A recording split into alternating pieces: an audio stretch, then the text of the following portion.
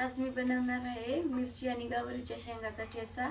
तर हे बघा, मी इथे वाटीत शेंगदाणे घेतलेत, गवारीच्या शेंगा घेतल्यात, मिरच्या घेतल्यात आणि लसूण घेतले काही। आता आपण हे भाजून घेऊ।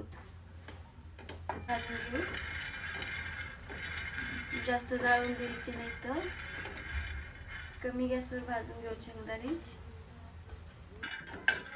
तर शेंगदाणे भाजले इथं, आता आपण काढून घेऊया।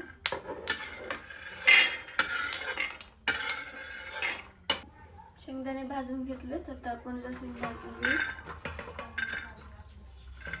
त्यावर थोडंसं तेल टाकू।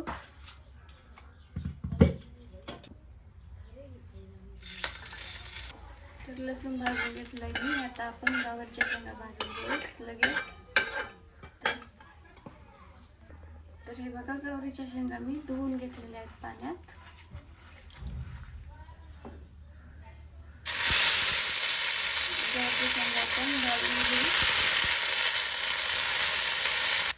तर मी 2 मिनिटं फुल गॅसवर गवारीच्या शेंगा भाजून घेतल्या। तर अशा प्रकारे भाजलेल्या आहेत, आता आपण काढून घेऊ त्या।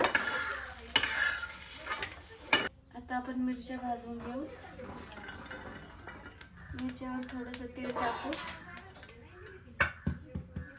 तर मी मिरच्यावर तेल टाकून घेतलं, आता आपण भाजून घेऊ छान। तर आपण थोडासा पाण्याचा शिपका मारू मिरच्या मोहरासाठी।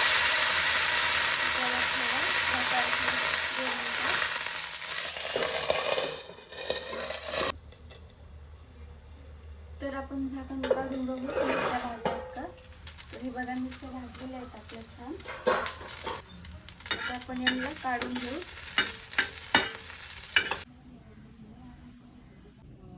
तर मी सगळं व्यवस्थित भाजून घेतलेलं आहे, शेंगदाणे, गवारी शेंगा, हिरवी मिरची आणि लसूण। आता आपण त्याच्यावर चवीनुसार मीठ घालू आणि तांब्याने रगडून घेऊ आपण चटणी या पातेल्यामध्ये।